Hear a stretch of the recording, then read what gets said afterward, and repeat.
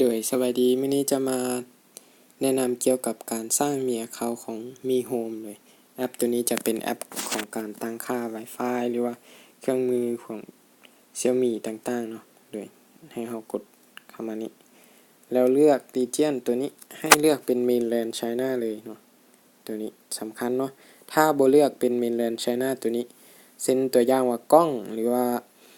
มี repeater ตัวนั้นมันจะแอดเข้าบ่ได้ให้เลือกเป็นตัวทำอีกเลยหน่อยติ๊กเข้าไปปึ๊บมันก็จะขึ้นหน้านี้ขึ้นมาโอเคแล้วเราก็กดล็อกอินเข้าไปอันนี้เป็น ID ที่เราล็อกอินจากเครื่องเราเลยซึ่งเราล็อกอินไปเลยเนาะหรือว่าถ้าไผบ่เข้าใจขั้นตอนการสร้างก็ไปเบิ่งขั้นตอนการสร้างมี account คืนได้เนาะทีนี้เดี๋ยวเรามาแนะนำการสร้างกันเลยคือเอาแบบแมนนวลเลยเนาะกด next เข้าไปปึ๊บจะขึ้นหน้าตั้งตัวนี้สังเกตอยู่ด้านถึงเนาะมันจะมี Mainland China ละถือว่าโอเคละแต่ทีนี้เราสิสร้างเราก็กดมาตัวรูปนี้บอนรูปกระแจตัวนี้เนาะกดเข้าไปปึ๊บโอเคแล้วเราก็ใส่เบอร์โทรของเราเข้าไป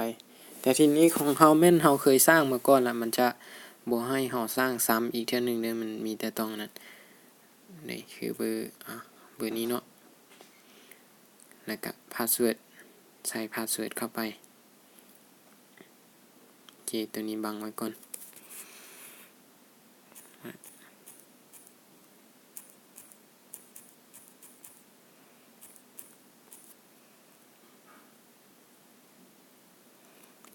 โดยมันจะบอกว่ารหัสบ่ถูกแบบนี้เนาะให้กดเข้าไปคำว่า forgot ตัวอยู่นี้โอเคแล้วก็ enter password อันเบอร์เก่าที่เรา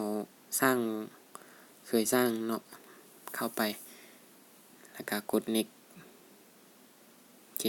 มันจะส่งข้อความเข้าหาเบอร์ตัวนี้เพื่อเปลี่ยนรหัสในการเข้าล็อกอินเนาะเลยให้กดส่งเลยแล้วทีนี้มันให้เราพิมพ์ตัวโค้ดยืนยันตัวนี้เราก็พิมพ์ไปตามมันเลยเนาะ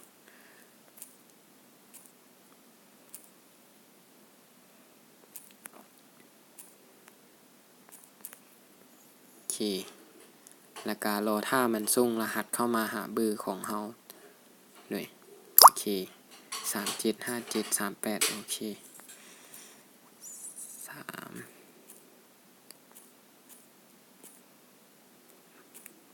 โอเค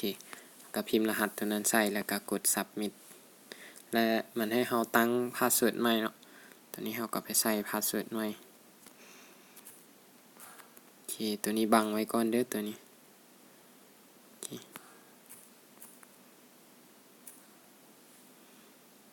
โอเคแล้วก็กดยืนยัน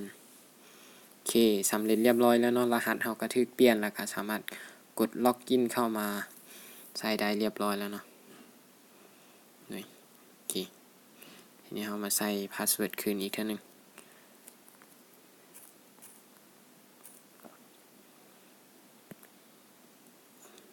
โอเคถ้าไผมี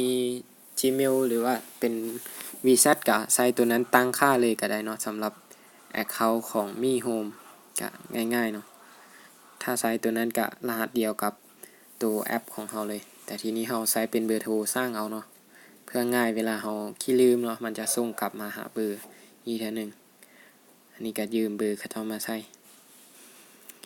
เดี๋ยวให้มันล็อกอินหน่อยนึงเน็ตช้าได้เนาะ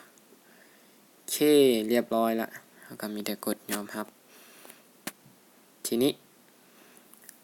เวลาเราแอดเครื่องเข้าไปเราก็มีแต่กดบวกปึ๊บเข้าไปเนาะ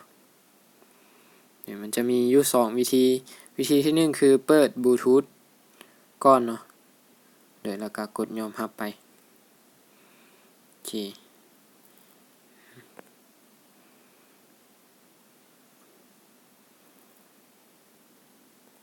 กดเข้ามาเปิด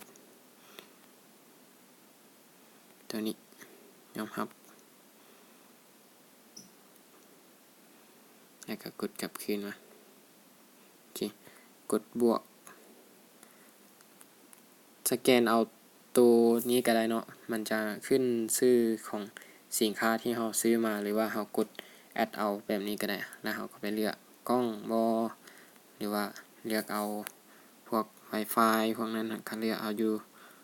Home ตัวนี้ก็มีหลายตัวสินค้าของ Xiaomi ก็จะขึ้นมาหลายๆเลยนี่ที่ Home Security มีบักหลายๆเลยเนาะมีแต่ซื้อตัวใดมาเขาก็มาแอดเอาตามนี้หรือว่ากดเชิญเอาก็ได้